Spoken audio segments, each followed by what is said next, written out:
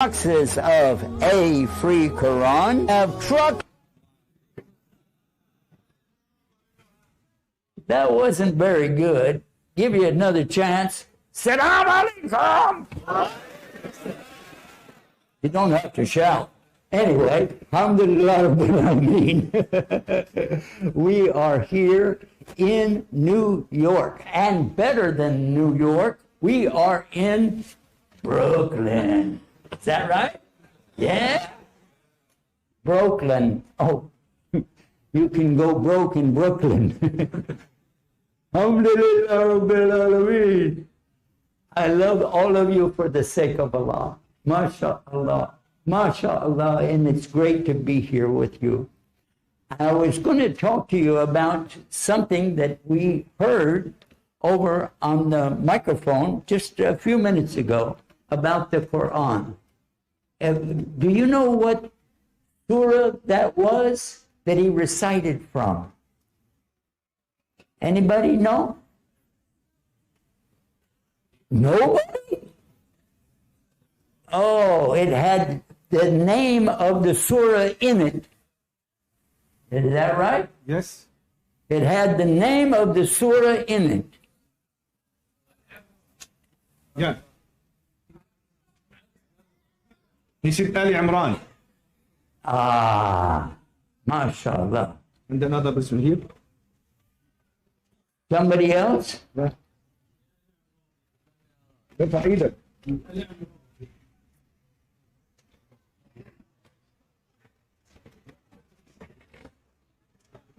Anybody else? They know what surah it was and what was said about it. After the Prophet ﷺ was reported to have died, one of the companions stood up and said, if anybody says he died, I will kill him, I'll cut the neck out. And then, who was that? Omar, radiallahu anhu. Okay. And then Omar was put down by who? Abu Bakr, sallallahu alayhi wa sallam. Anyway, Abu Bakr said what? He quoted from the Quran. What ayah? Do you know the ayah? The translation of the ayah. I'll accept that. What did he say? Huh? What did Abu Bakr say? Muhammad sallallahu alaihi wasallam said, but if who believed in Allah, Allah never did. Yes, yes. Whoever says of the Prophet sallallahu is not dead, but only the one that lives forever, yeah, doesn't die. Something like that. Yeah, the translation is kind of, mixed up. Anyway, so translations, and this is my point tonight, translations of the Bible and the Quran are always daif, weak. If you translate the Quran right away, you're going to have mistakes. Is that right or wrong? Is there any translation of Quran that is perfect? No. Why? Because Allah says in the Quran, you cannot bring a book like it. Is that right? So, evidently, you're trying to bring a book like it, so you'll fail. And the translations will never, ever be 100%. That's the same as the Bible times 7. Because the scholars of the Bible tell us that you don't even have a copy of a copy of a copy of a copy of a copy of a copy of the original Bible. That's 6. So the seventh, and I'm telling you, there is no Bible that is absolutely true. And most of it is mixed up, and it cancels out what it said before. Like, for instance, I'll give you an example from the Bible. It's in the Old Testament, it says that God is not a man. It says that. And it says God is not a man that he should make a mistake or do a sin. And God is not the Son of Man that he should do tawbah or repent. Wow. But then in the New Testament, well, in the Old Testament, it says God has a son several times. I'll give you one quote, and it's in Psalms 2, verse 7. 2:7, Psalms. It says, I will tell you, and this is Daud talking, supposedly. And he said, I will tell you of something that Allah has decreed today. He said God in the translation. He said, this day I have made you my son, I have begotten you. Huh? It says in the New Testament, the only begotten Son of Allah. Whoever believes in the only begotten Son of Allah, and it doesn't say Jesus anywhere in the verse. It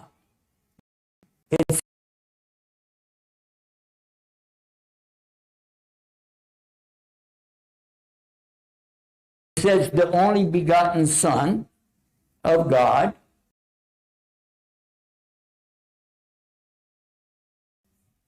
If you believe in him, you'll have everlasting life and you won't die.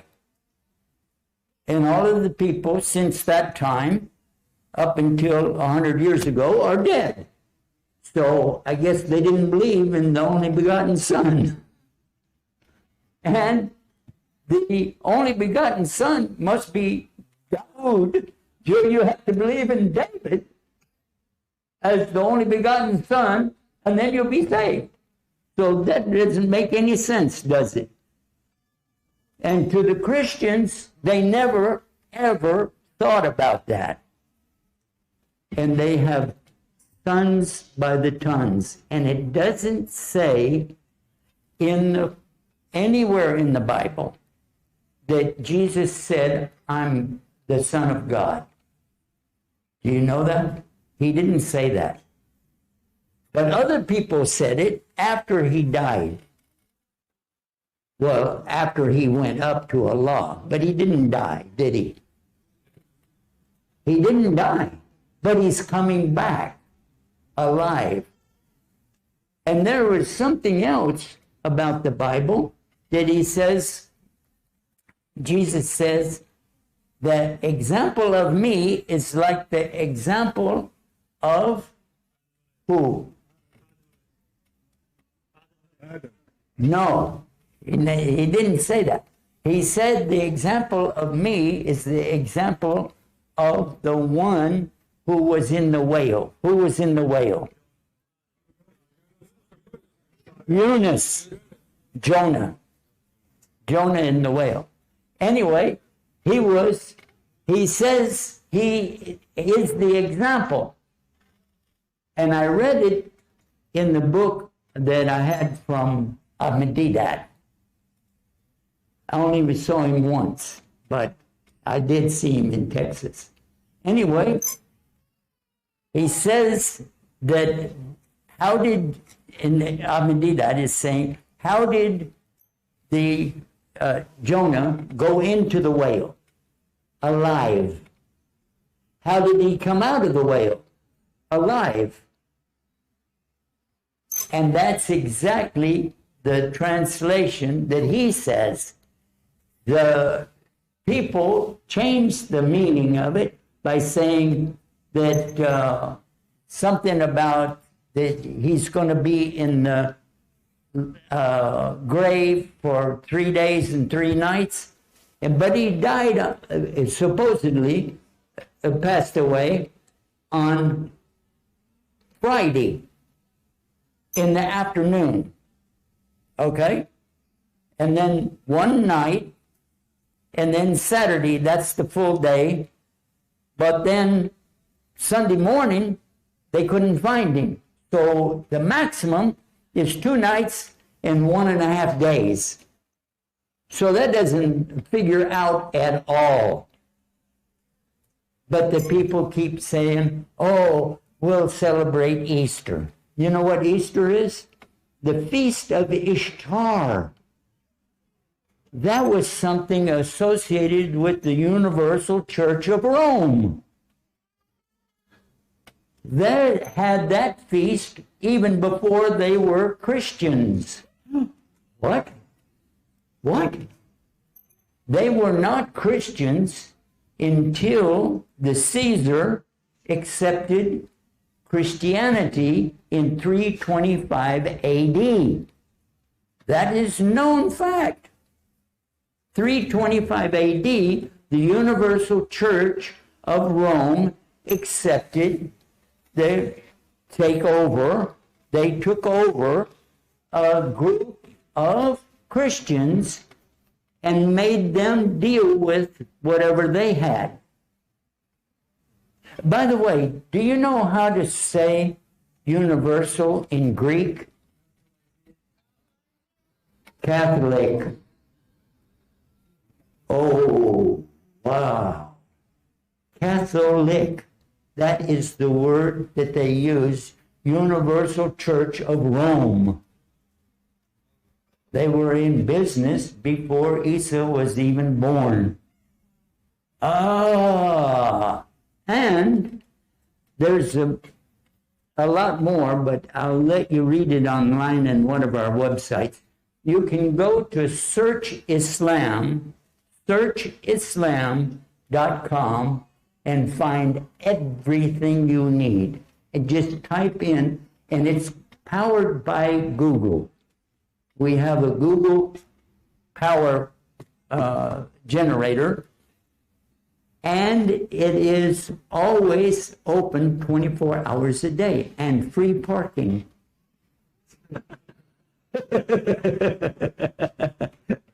Anyway, searchislam.com, and you can find anything about Islam, the Bible, Christianity, and a lot more. But I wanted to come back to the Quran. The Quran is always talking directly to you about either Allah or you, or what He's done in the past for the believers and what He has done to the disbelievers.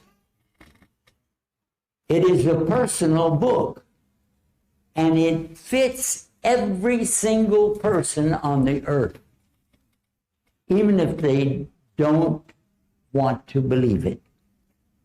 It talks about the non-believers. In about 13 ayahs or verses, it talks about the believers in a couple of verses, and then disbelievers in a couple more verses, but then 13 ayahs or verses talking about the who? The people that won't believe, but they prove out to be, they say they're Muslims, but they say when they're with their friends, the shayateen, the devils, they say, oh no, we're with you. So they're munafiqeen. What is munafiqeen? What is that? Hypocrisy? Yeah, hypocrites. They're a bunch of hypocrites. Yeah. Anyway, so I wanted to touch base with you to see that the Quran translations are not actually on the ball. And the Bible, of course, is full of mistakes because people either inadvertently or on purpose, they change. Maybe they accidentally changed it, and a lot of them changed it on purpose. And this is the same case with the Quran. But it's not as bad, of course. We can get by with, most of the Quran translation is pretty accurate. But there are two places. And, oh, by the way, I should tell you who translated the first, was responsible for the first translation to the language of the Catholics. No. In English? What was the language of the Catholics? Greek. Huh? Greek. No, it was not Greek. Latin. The Latin language was the first of the translations to say that Muslims are going to slaughter you wherever they find you. Oh, and they used that to start the Crusades against Jerusalem. They said, oh, these guys are going to slaughter everybody. And that is in Surah Baqarah, Ayah 190 and 191. And it says, the translation says, if they fight with you, you can fight with them. But if they stop, you have to stop. Otherwise, you're the aggressor. Allah doesn't love the aggressors. And then it says in the next ayah, slaughter them wherever you find them. Slaughter them. Or now some of the translations say slay them, which is the short form of slaughter. But what is the word slaughter in the Arabic language? يذبح. Dabiha. Yeah. No. Right? Yes. Yep. Dabiha. Yeah. Cut their necks. And that is why people are saying today, oh, they're going to cut your necks. They're going to cut your necks. What? But the same word is translated as fight, and it was translated in the second ayah as slaughter. Wow. What is the word? Qital. War. Qital. War. It means what? War. Fighting. Fighting. No. Combat. The best word in the English language is combat because it's always a physical combat. You can fight with your wife. You know,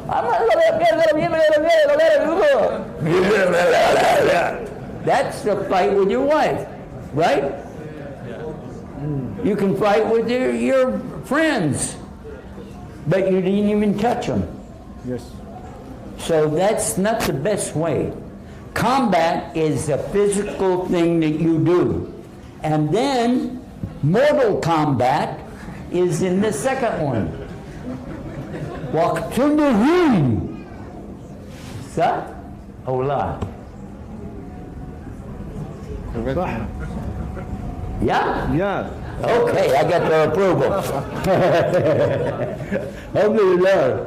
So combat and combat. The same word in Arabic needs to be translated into something in the English language that is matching. And by the way, in the French translation, it is exactly the same. By the way, another word that you can tell if they copied the copies of the Catholic Church. The first word that came to the prophet was what? First word.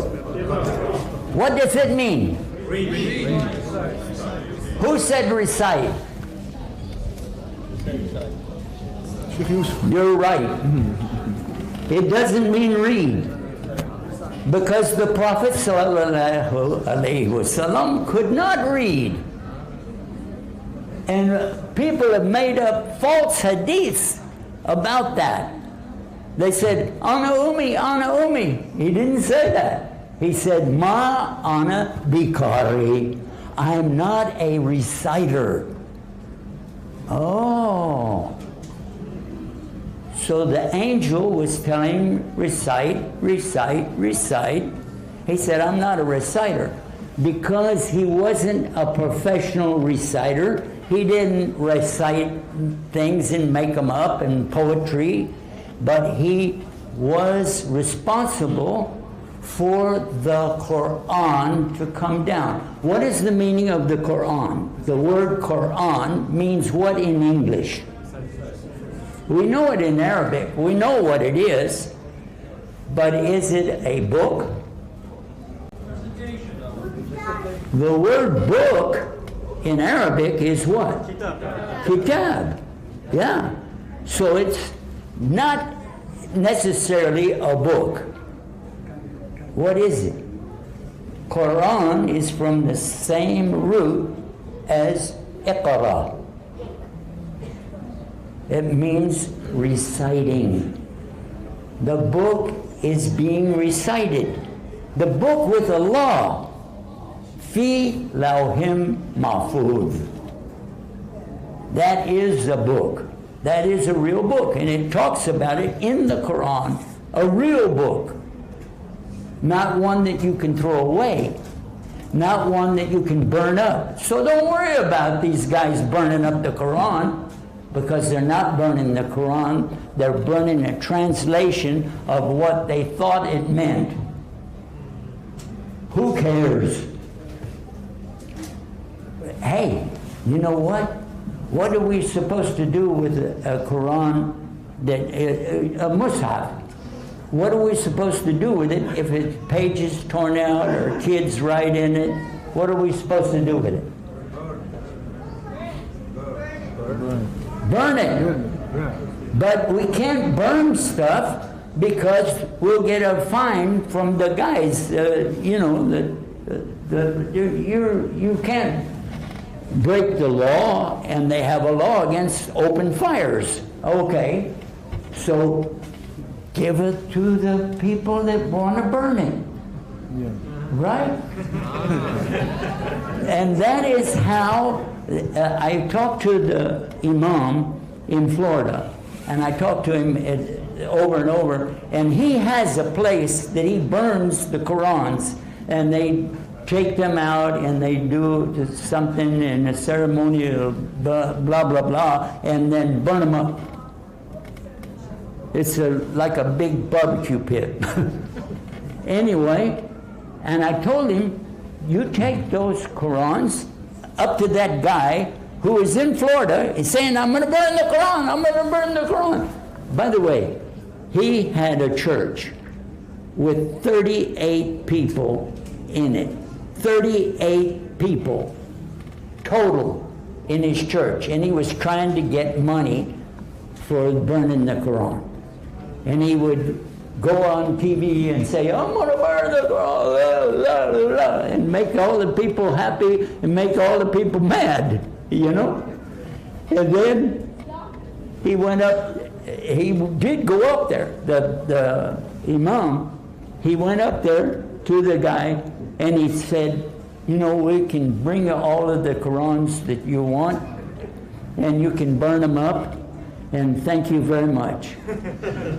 And he said, what? And then later he made up a story. The guy on TV. He made up a story. He said, "Oh, I traded them for something else. They're not going to blow up any more buildings." By the way, this is a real example of how we can get by with everything they're doing, because they're not in the right way. If they get in the right way, then we can encourage them to do more in the right stuff. If they are feeding the poor, we can encourage them to feed the more poor, and we'll help you. If they are giving to people that don't have anything, we can help them. Encourage them to do good things, and then they will see you as good. And Islam is good. Yeah. By the way, and the last thing that I'm going to talk about is the word Islam and the word Muslims. What does that mean? What does Islam mean? Huh? Very good. You know what? I typed in on Google. I went to Google and typed in 4 days ago, I typed in the words, definition of Islam in English. Okay? And what did it say? And I was surprised, and I took a picture of it and put it up on Facebook. Yeah. If you want to know my Facebook account, anybody want to know? Huh? Yeah, okay. Facebook account is facebook.com/Y for Yusuf, Y.Estes official. Because people have been copying my name and collecting money. I don't collect money. Anyway, so, yeah. It said, Google said, it means submission to Allah. It said, actually it said submission to God in peace. I thought, wow, that is great. And I took a picture of it, and I'm glad I did. The next day, I talked about it on the TV channel that we have, and I was typing it in, and it came up something about the religion of Muhammad, and I said, whoa. Last night it said this, and then I realized that they had 24 hours to figure out that we had copied it and pasted it up, and they changed it. MashaAllah. So maybe they'll change it back. Alhamdulillah Rabbil Alameen. But type in definition, do that, definition of Islam in English. Type it in and see what comes up today. I'll give you about 5 minutes, and I'll talk about what Islam really means. And it doesn't mean just submission, because you could not be, maybe somebody is not sincere.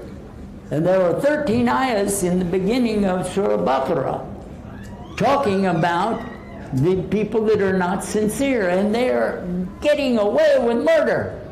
They're playing like they are with us, but they're not. And we don't know who they are. Anyway, so what does it really mean? The surrender is there.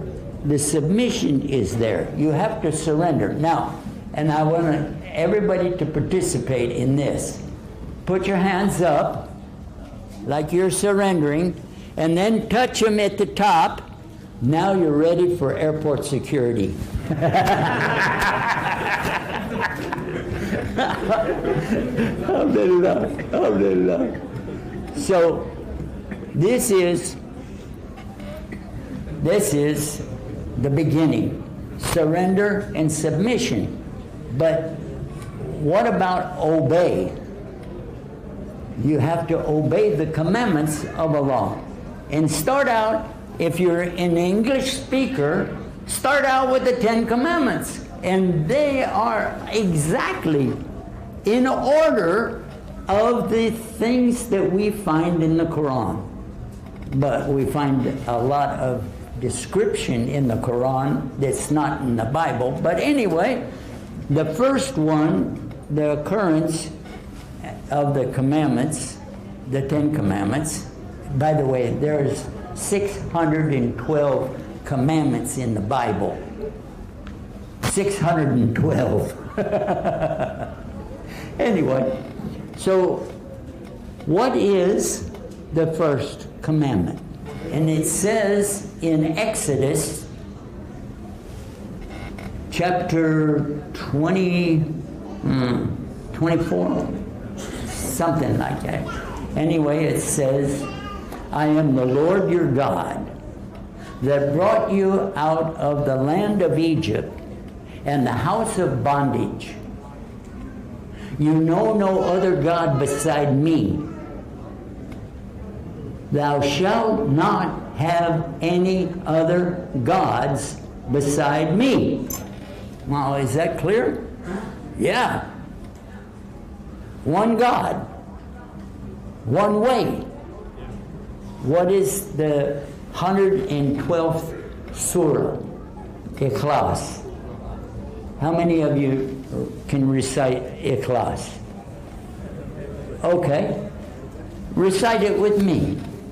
أعوذ بالله من الشيطان الرجيم بسم الله الرحمن الرحيم قل هو الله أحد الله الصمد لم يلد ولم يولد ولم يكن له كفوا أحد.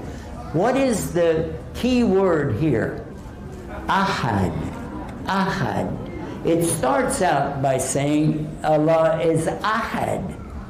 And it finishes up with that word at the end.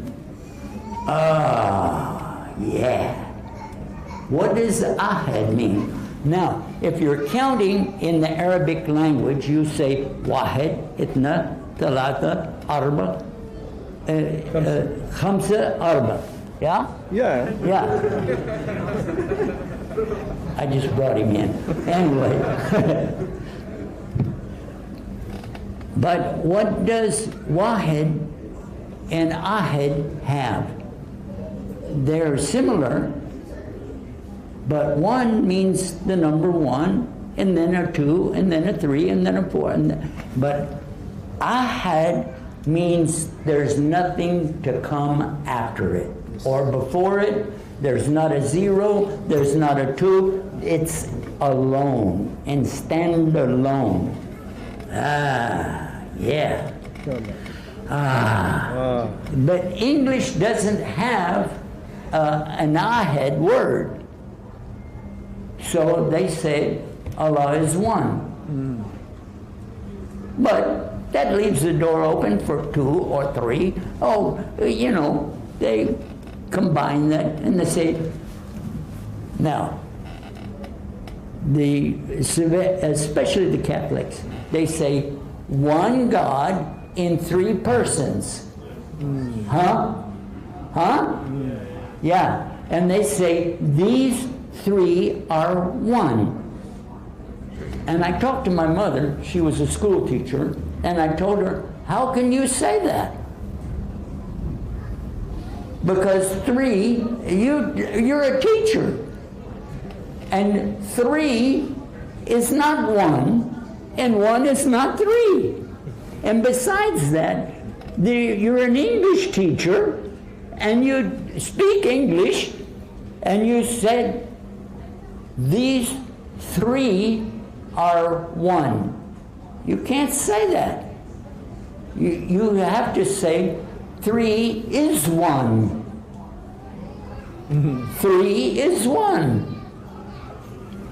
She said, oh, you don't know what you're talking about. I said, it's English. You taught me. Anyway, the next thing is, how is the Muslim related to Islam? Well, in the Arabic language, we don't put after the verb. We put mu in front of the verb. So, in the Arabic versus the English, let's go to the English and say, walk, talk, think, stink, yeah, okay.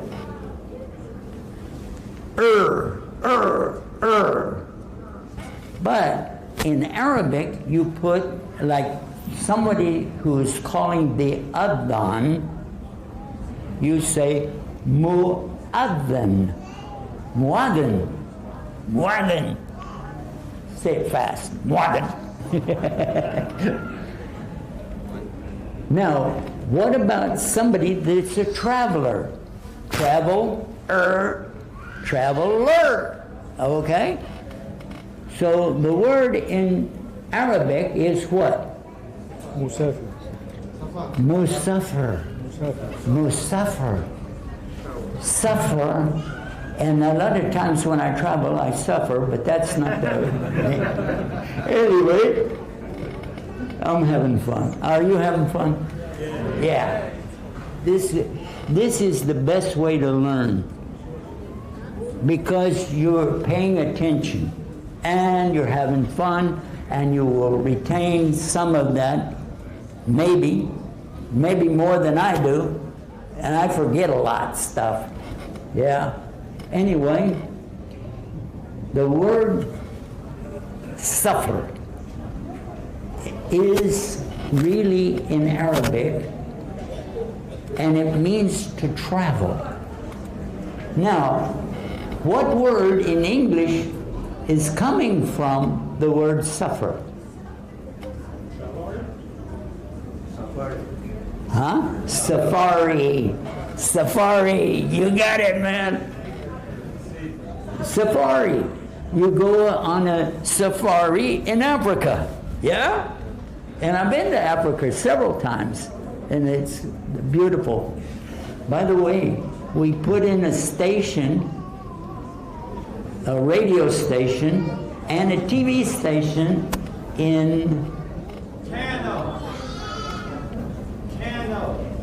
Kano, what?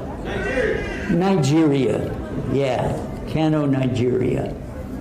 And it was really, really beautiful. Anyway, they're telling us we have to go off the air, or off the air. Okay, so inshallah, I want to wind up by saying that the word Islam, if you put mu in front of it, mu Islam, but don't stretch it out like a cow. Mu Islam. No, say Muslim. Muslim. The one who is surrendering, submitting, obeying, and then another word, sincerity. If you're not sincere, you won't have Islam. You have to be 100% sincere with Allah. He does not accept 99% or 99.99%. He only accepts 100% sincere for Him. And that is a fact, Jack. Anyway, there is something that you get if you are surrendering, submitting, and obeying, and sincere with Allah. He gives you the salam, the peace. And all of these words are coming from the same root. The same root in Arabic, a 3-letter root. And all of it coming from the same thing. But there's more. You also get what? You get protection from Allah. And you get the safety from Allah. And by the way, when an Arab says goodbye to somebody, he said, Ma salama. Ma salama. What does that mean? No, it doesn't mean go in peace. God's protection. Ma salama means go in the trust of Allah, or and a better translation is the protection of Allah. The protection of Allah. The safety of Allah. Go in safety of Allah. Ma salama. Is that right? Yes. Yes. MashaAllah. These guys are the real scholars of Islam. Oh, no, no. Yeah, they are. And I'm just having fun. But I would like to end on this note, that if anybody makes mistakes, everybody makes mistakes, right? Do you know anybody that doesn't make mistakes? If somebody says, I don't make any mistakes, that's a bigger mistake. Big mistake. However, if somebody says in sincerity, you have to be sincere with Allah. If in sincerity they say, Allah forgive me, Allah will forgive them. Yeah.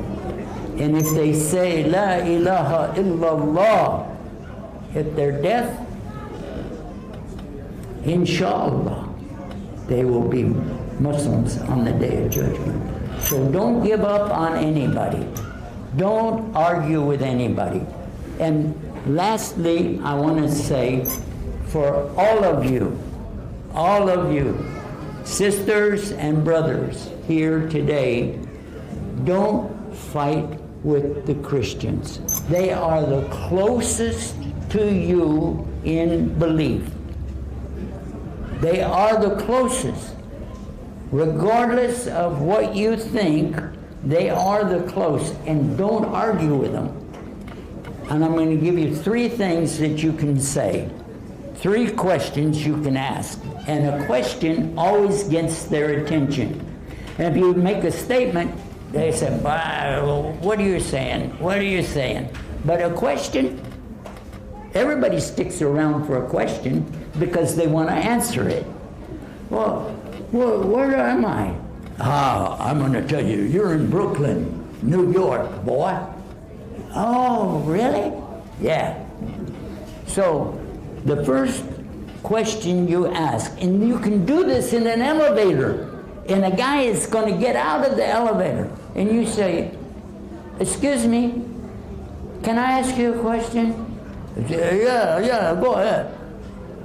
Door is opening, and he's going to walk out. You say, is there really a God? And he walks out the door. Now you did your job. Why? Because you planted in his mind, God. I wasn't thinking about God. And if he says, God, guide me, that's the best thing anybody can say. Ihdina siratul mustaqim. Guide me to the straight way. That's question number 1. But if he sticks around to go to the next floor, you can ask him, and if he says yes, there's 4 answers he can give. But if he says yes, you can move to the next question and say, is God really one? And if he says yes to that, you can move to the next question. Do we tell God what to do, or God tells us what to do? And if he says, no, we have to obey God, You just found somebody that agrees with those three questions. They recognize there is a God. There is only one God. And they didn't say three. They said one. And then they said that we obey God. They have the qualifications to accept what? Not Islam yet, but the role of a thinker, not a stinker. Yeah. So this is a way to open the conversation. And you can say there, you have some of the same things that agree with what I'm thinking. Yeah, that's true. Could you read this book and tell me what you think? Here's my phone number. You can call me back, or my email, and just check with me and read this book. Now, where do you get that book?